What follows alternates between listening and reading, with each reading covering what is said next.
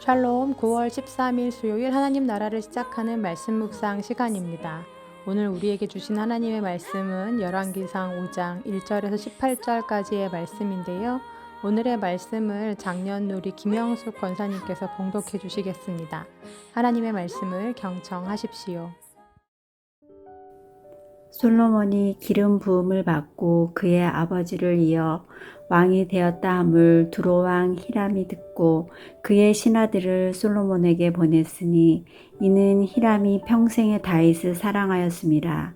이에 솔로몬의 히람에게 사람을 보내어 이르되 당신도 알거니와 내 아버지 다윗이 사방의 전쟁으로 말미암아 그의 하나님 여호와의 이름을 위하여 성전을 건축하지 못하고 여호와께서 그의 원수들을 그의 발바닥 밑에 두시기를 기다렸나이다.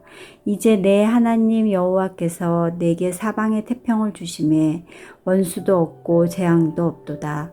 여호와께서 내 아버지 다윗에게 하신 말씀에 내가 너를 이어 내 자리에 오르게 할 내 아들 그가 내 이름을 위하여 성전을 건축하리라 하신 대로 내가 내 하나님 여호와의 이름을 위하여 성전을 건축하려 하오니 당신은 명령을 내려 나를 위하여 레바논에서 백향목을 베어내게 하소서. 내 종과 당신의 종이 함께할 것이요 또 내가 당신의 모든 말씀대로 당신의 종이 삭을 당신에게 드리리이다. 당신도 알거니와 우리 중에는 시돈 사람처럼 벌목을 잘하는 자가 없나이다.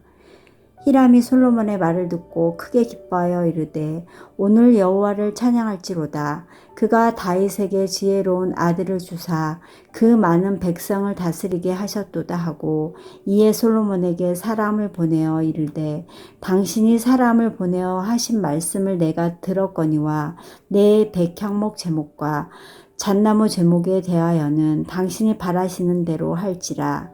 내 종이 레바논에서 바다로 운반하겠고 내가 그것을 바다에서 뗏목으로 엮어 당신이 지정하는 곳으로 보내고 거기서 그것을 풀리니 당신은 받으시고 내 원을 이루어 나의 궁정을 위하여 음식물을 주소서 하고 솔로몬의 모든 원대로 백향목 제목과 잣나무 제목을 주매 솔로몬이 히람에게 그의 궁궐의 음식을 밀 2만 고루와 맑은 기름 20 고루를 주고 해마다 그와 같이 주었더라. 여호와께서 그의 말씀대로 솔로몬에게 지혜를 주신 고로 히람과 솔로몬이 친목하여 두 사람이 함께 약주를 맺었더라. 이에 솔로몬 왕이 온 이스라엘 가운데서 역군을 불러 일으키니 그 역군의 수가 3만 명이라. 솔로몬이 그들을 한 달에 10,000명씩 번갈아 레바논으로 보내매 그들이 한 달은 레바논에 있고 두 달은 집에 있으며 아도니람은 감독이 되었고 솔로몬에게 또 짐꾼이 7만 명이요 산에서 돌을 뜨는 자가 8만 명이며 이 외에 그 사역을 감독하는 관리가 3,300명이라. 그들이 일하는 백성을 거느렸더라. 이에 왕이 명령을 내려 크고 귀한 돌을 떠다가 다듬어서 성전의 기초석으로 놓게 하매 솔로몬의 건축자와 히람의 건축자와 그 발 사람이 그 돌을 다듬고 성전을 건축하기 위하여 제목과 돌들을 갖추니라. 아멘. 우리가 잘 아는 마르다와 마리아의 이야기를 보면 처음 예수님을 자기 집으로 초대한 사람이 마르다였다는 걸 알 수 있습니다. 누가복음 10장 38절 말씀입니다. 그들이 길 갈 때에 예수께서 한 마을에 들어가심에 마르다라 이름하는 한 여자가 자기 집으로 영접하더라. 네, 하지만 예수님만이 아니라 예수님을 따르던 12명의 제자들과 함께 또 성경에 기록되어 있지 않은 더 많은 무리들까지 직접 음식을 준비해서 대접하는 일은 쉽지만은 않은 일이었을 것입니다.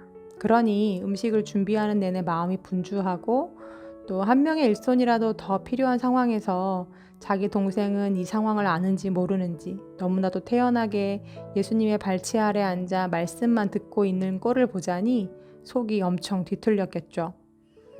마음의 분주함이 마리아를 향한 분노로 변하고 또 더 나아가 자기는 바쁘게 부엌에서 일을 하는데 너도 가서 언니를 좀 도와주라고 한마디 말씀이라도 해주시면 좋으련만 그런 마리아를 그대로 두시고 자기의 이 분주함과 바쁨을 몰라주는 예수님에게까지 서운한 마음이 생겼던 마르다는 결국 하지 말아야 할 실수를 저지르고 맙니다. 방문을 벌컥 열고 사람들 사이로 저벅저벅 걸어 들어가서 예수님 앞에서 이렇게 얘기하죠. 예수께 나아가 이르되 주여 내 동생이 나 혼자 일하게 두는 것을 생각하지 아니하시나이까. 그를 명하사 나를 도와주라 하소서. 순간 화기애애하던 방안 분위기는 싸늘해지고 모두 자기 분을 못 이겨서 곧 울어버릴 것만 같은 마르다에게로 시선이 집중됩니다. 이런 상황에서 마르다가 차린 밥상을 받는다는 것이 사람들도 많이 부담스럽지 않았을까 싶은데요. 어쨌든 좋은 취지와 또 좋은 마음으로 예수님과 또 그 제자들을 초대했는데 잘 대접하고 싶은 마음이 크다 보니 처음 취지와 동기는 온데간데 사라지고 오히려 아니함만 못한 결과를 가져온 이 마르다의 이야기가 참으로 안타깝게 느껴집니다. 광선교회 시절에 맘스프레이를 하다가 한 번은 이 말씀으로 말씀을 나눈 적이 있었는데요. 그 주간에 한 집사님께서 자기 아들에게 이렇게 질문을 하셨답니다. 누구야? 예수님이 만약 우리 집에 오신다면 너는 어떨까?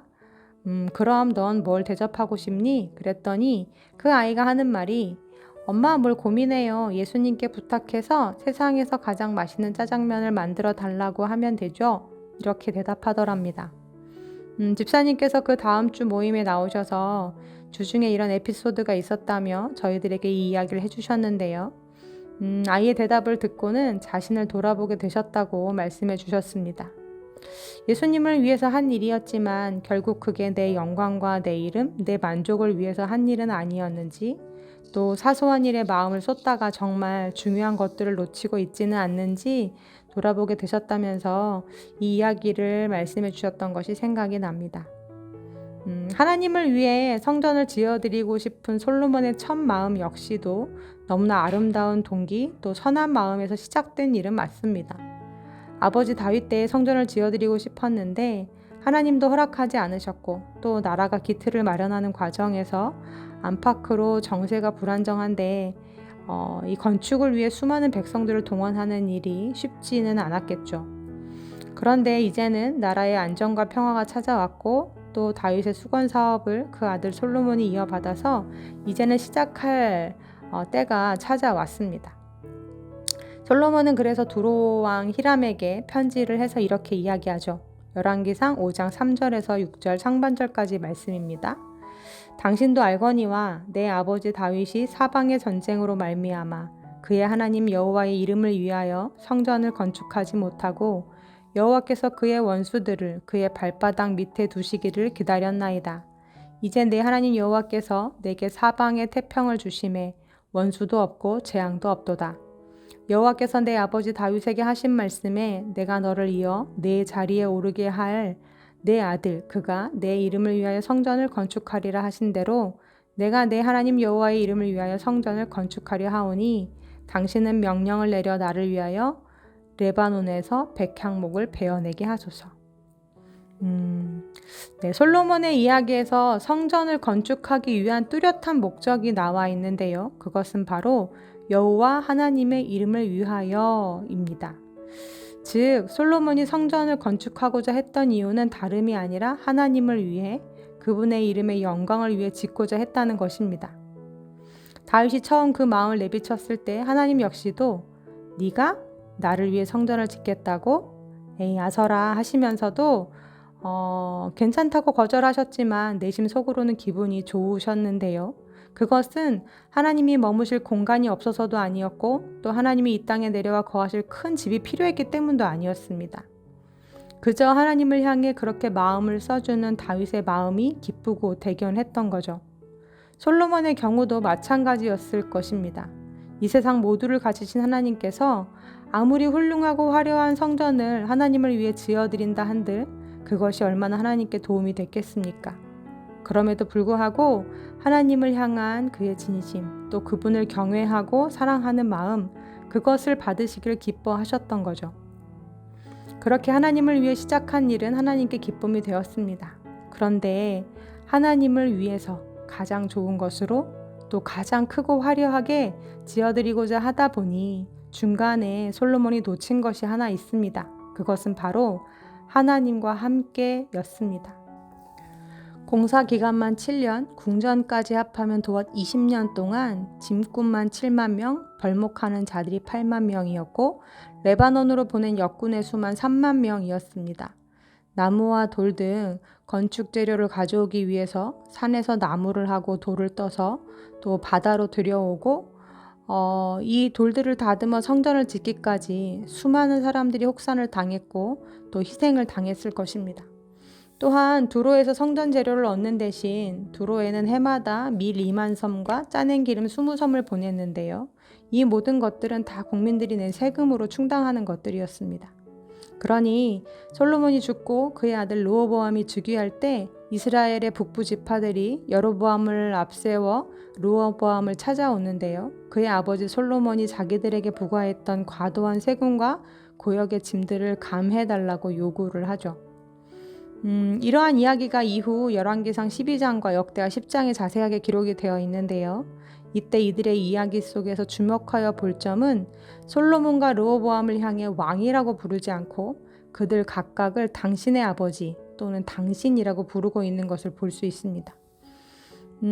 그리고 그들의 이야기가 권유형이나 청유형이 아니라 명령형으로 적혀 있는 것을 볼 수 있는데요. 이들의 이 같은 강경한 불만은 고 솔로몬이 왕의 직책을 잘 수행하지 못했다는 반증이고 또 이전에 솔로몬의 통치하에서 그들이 얼마나 무거운 짐을 지고 있었는지를 추측해 볼 수 있는 대목입니다. 실제로 그들의 이야기에서 쓰였던 무겁게 하다라는 히브리어 단어가 카사인데요. 애굽의 고통스러운 노예 생활을 표현할 때나 또는 바벨론에서의 탄식 가득한 포로 생활을 표현할 때 쓰였던 단어와 동일합니다.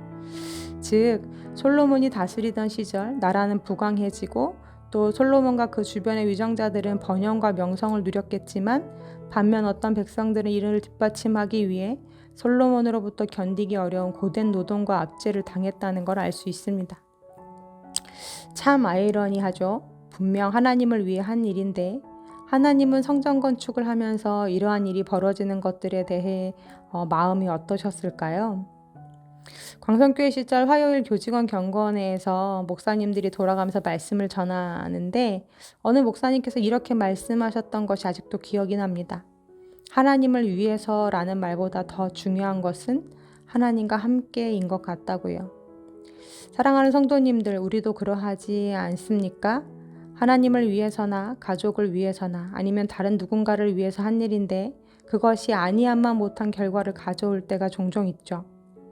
정말 하나님의 이름을 위해 한 일이라면, 하나님의 영광을 위해 한 일이라면 중간중간 그분의 의견을 여쭈어 보아야 함이 맞습니다. 하나님, 제가 과연 이 일을 잘 감당하고 있는 걸까요? 하나님도 이것을 원하세요? 혹시 제가 초심을 잃고 목적을 잃고 오히려 일을 그르치고 있는 건 없을까요? 네, 이렇게 물어야 합니다. 우리 우신 성도님들, 하나님을 위해서도 좋지만 더불어 매 순간 하나님과 함께라는 또 다른 중요한 축을 놓치지 않기를 바랍니다. 자녀를 위해 평생 한 수고가 결국 자녀의 입에서 그건 엄마의 욕심을 위한 일이었다고, 나는 그 삶을 한 번도 바란 적이 없다고 그런 이야기를 들었을 때 부모의 마음은 얼마나 허하고 또 그 모든 노력들이 얼마나 부질없이 느껴질까요? 하나님을 위해 우리가 달려가지만 그렇게 앞서가다가 하나님을 정작 놓치지 말고 하나님과 함께 템포를 맞추고 손을 잡고 함께 걸어가는 우리 우신 성도님들 다 되시기를 간절히 소망합니다. 아멘. 함께 기도하시겠습니다. 하나님, 하나님의 이름을 위해 한 일인데 정작 하나님이 원하시지 않고 하나님이 기뻐하시지 않는 결과가 벌어지는 일들을 성경에서 종종 접합니다. 우리의 삶도 그러할까 참 조심스러워집니다. 그래서 주님과의 친밀함이 필요합니다. 하나님 없이 하나님을 위해 달려가지 않게 하시고 하나님과 함께 모든 길을 걷고 뜻도 내용도 과정도 하나님이 기뻐하시는 삶을 살아가는 우리들이 되게 하여 주옵소서. 오늘 나의 삶에서 모든 시간 주님과 함께하길 힘쓰는 우리들이 되게 하여 주옵소서. 예수님의 이름으로 기도합니다. 아멘. 네, 말씀을 마쳤습니다. 이후로 함께 들으실 찬양은 오늘 말씀을 봉독해 주신 김형숙 권사님께서 추천해 주신 찬양인데요. 먼저 권사님께서 보내주신 사연 읽어드리겠습니다. 저희 가족은 10년 동안 필리핀에서 생활을 했습니다. 필리핀에서 섬겼던 교회는 마닐라 새생명교회였습니다. 필리핀에서 한인교회 중에 대형교회였습니다. 그 당시 저는 예배 반주로 봉사를 했었습니다. 필리핀 날씨는 갑자기 비가 무서운 듯이 퍼붓고 나서 언제 그랬냐는 듯이 햇볕이 쨍쨍 찌는 날씨입니다. 10년 전 주일날 아침 저는 두 딸 예인이, 다민이와 함께 교회를 가고 있었는데 갑자기 앞을 보지 못할 정도로 비가 퍼부었습니다. 그 당시 김원철 집사는 한국에 있었습니다. 제가 직접 운전을 하고 고속도로를 가던 중이었는데 빗길에 차가 미끄러지면서 바로 가드레일에 부딪히게 되었습니다. 가드레일에 부딪히자 자동차는 제어가 안 됐고 바로 팽 하고 돌기 시작했습니다. 순간적으로 네 바퀴를 돌았습니다. 차가 도는 순간 이제 죽는구나 하는 생각이 들었습니다. 고속도로였고 비가 와서 앞도 잘 안 보이는 상황이니 다른 차가 와서 박는다고 해도 아무런 이상할 게 없는 상황이었습니다. 끔찍한 충격이 또 이어지나 하고 최악의 공포에 사로잡혀 있는 순간 고요가 찾아왔습니다. 차는 멈춰 있었고 2차 충격은 없었던 것입니다. 그렇게 안심하고 있을 때는 아니었습니다. 고속도로 위였고 또 시야도 흐린 상황이었기 때문에 언제든 어떤 차가 와서 박는다고 해도 이상할 게 없는 상황이었습니다. 빠르게 고속도로를 벗어나야만 했습니다. 그런데 놀랍게도 차는 빙글빙글 네 바퀴나 돌아 정확히 고속도로의 가변 차선에 서 있는 것이었습니다. 물론 차는 이미 크게 파손이 되어 있는 것이 육안으로도 보였습니다. 그런데 저는 그 와중에도 제 손가락을 움직여 보았습니다. 그 순간 예배 반주는 할 수 있겠구나 하는 생각이 들었습니다. 아이들에게 괜찮니? 물으니 아이들도 괜찮아 엄마. 그 소리에 눈물이 나왔습니다. 차 상태를 확인하기 위해 차 밖으로 나와 봤습니다. 차는 내부에서 봤을 때보다 더 형편없이 파손이 되어 있었습니다. 거의 폐차 지경이었습니다. 범퍼는 완전히 떨어져 나가고 본네트는 왕창 찌그러져 있었습니다. 주변에 도움을 청하려고 해봤지만 그 황량한 빛 속에서 아무도 없었습니다. 한국 같으면 이런 상황이라면 즉시 보험회사에 전화를 해서 레카를 부르겠지만 저는 당시에 보험도 가입하지 않은 상태였습니다. 이건 돈을 아끼려고 그런 것이 아니라 그 당시 외국인 보험 가입이 너무 까다로워서 가입을 하려다가 무슨 일 있겠어 하는 마음으로 가입을 하지 않은 것이었습니다. 그런데 정말 무슨 일이 생겨버린 것이죠.